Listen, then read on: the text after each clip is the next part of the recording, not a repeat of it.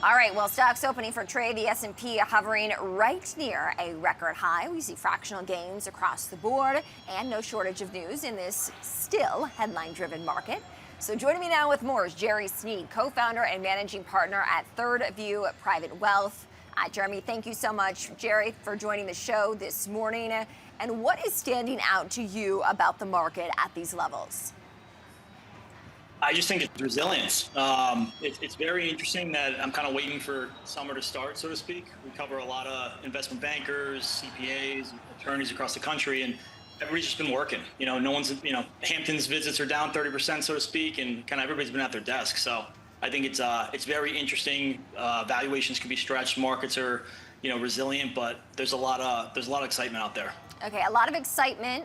Certainly, one could infer that with the market near all-time highs, and it is a headline-driven market. I think you summed that up well in terms of what your peers are doing, basically constantly working. Maybe not as much time this summer for a little summer vacay. What are the most important signals to you as we're getting economic data on the jobs market, inflation, continued earnings reports this week, and of course, not to mention the news with the semiconductors over the weekend?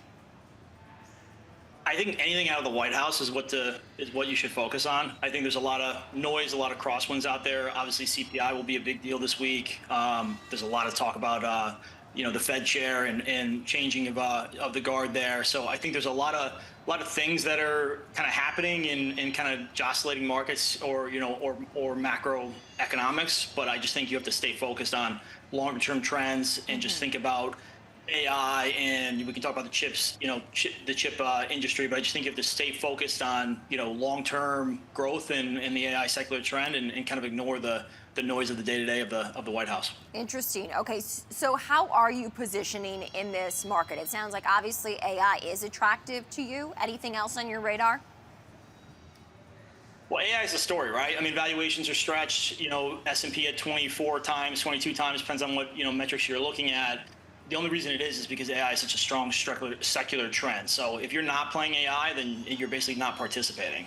And I take that back all the way to the election. There's still a lot of people on the sidelines that are out more on the left, didn't like they don't like President Trump, and so they've been kind of sitting on the sidelines waiting for times to get in. And then there's been a lot of people that have participated in this market and then kind of run it up. But there's so many parallels to the late 1990s with the dot-com bubble that even the bullish people are starting to get bearish. As far as when I talk to my client base, so it's very interesting, but still the secular trend under the surface is definitely all AI. Okay, so I do want to drill in a little bit more on AI because the news that we got in just the past 24 hours is that NVIDIA and AMD, the biggest chip makers out there here based in the U.S., reportedly are going to be giving the U.S. government 15% of their China sales. And so you're still bullish on these stocks. Do you see that impacting the shares in any way? Not materially. I think it is a surprise. I think it's more of a geopolitical or kind of policy discussion, so to speak, just from nationalism. I don't think it's a big number for either company, particularly on the NVIDIA side. We've been long-term investors in NVIDIA. I think it's more like a toll. You got to pay to play, so to speak. But if this allows them to go harder and sell more into China, I think it's a net positive for both companies. I think the bigger news for NVIDIA is Tesla is actually not pursuing their own chips and strengthening their partnership with NVIDIA. So I think that's actually, a bigger story that no one seems to be, commenting on just because there's no, geopolitics involved, which I think will be positive. So I come back to, you want to play the AI trade, you're trusting the CEOs that can manage, this secular trend and kind of navigate it and make the most money out of it. And, Jensen and NVIDIA is the only game in town in that regard. So the big news late last week in this headline-driven market, obviously we're giving our viewers the data points and evidence to back that up, is that the Trump administration is looking to add alternative assets as investable options to 401ks. That would include cryptocurrency, private equity, real estate as well. We see Bitcoin retaking 120,000, right near an all-time high. For assets like that, crypto, private equity, and real estate, are those assets that look attractive to you? Those are assets that are relatively attractive. We've been allocating a little bit to cryptocurrencies, for example, just because you kind of have to participate, just given the broad base interest there.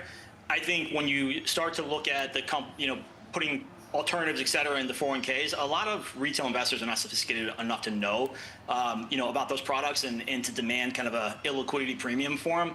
So I get the allure of it, but I'm more excited about owning Blackstone and Apollo than I would be about, putting my clients in the actual products themselves. I'd rather own the people that are going to be making the fees off of those products. Mm-hmm. Finally, I do want to ask you about the Fed quickly here, Jerry, and what you anticipate to happen with that next Fed decision in September. I mean, I don't know if I don't necessarily know. I think it's going to be a cut, right, because of the change of the guard, on the Federal Reserve. So I think that's more. People are more focused on this Friday, just because Trump said he'll make a decision by then. They're going to be focused on Jackson Hole. I think we're due for a cut. I always think the Fed's kind of behind the ball, but I have been a big fan of Jerome Powell, so I think he's done a great job.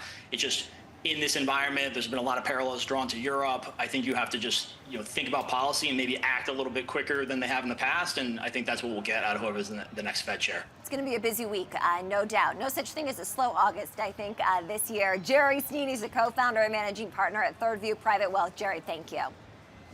Thank you. Have a great week.